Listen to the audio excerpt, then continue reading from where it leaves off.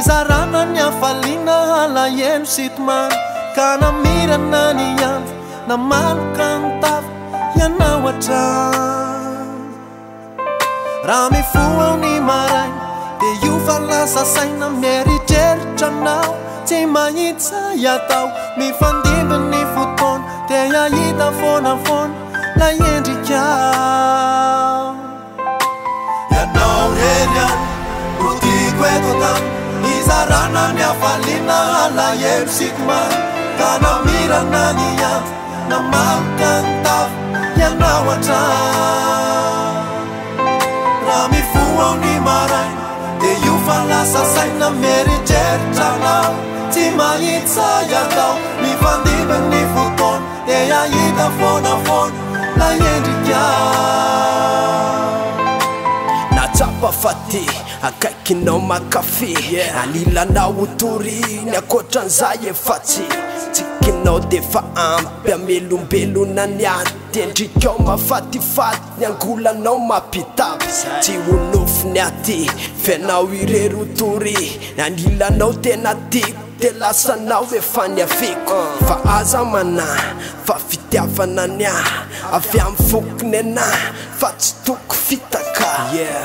ianao no rivotra mamelona ny aiko hitako mampilamina ny foko sy ny saiko na maraina natandrona riva na alina dia tsy haiko ianao no natonkira sady irairaiko raha sendra mba mahitanao iraisy akondramonja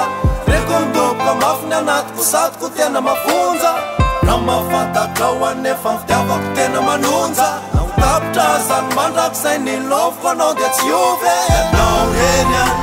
no tiako eto tany izarana niafalina alahelo sitomany ka namirana ny andro namaloka ny tafo ianao hatrany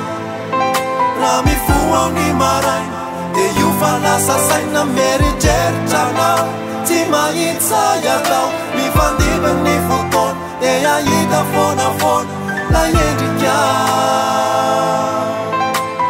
milanao ny fiainako rehetra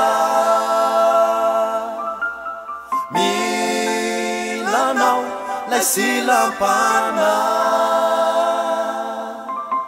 ho sambatra tsy misy fetra mandraky izay tsy misy aya ianao reny any no tiako eto tany izarana niafalina alahelo sitomany ka namirana ny andro namaloka ny tafo ianao hatrany raha mifoao ny maraina dia io fa lasa saina mieritreritra anao tsy mahitsy atao mifandimby ny fotoana dia ahita foanafoana lay endrikao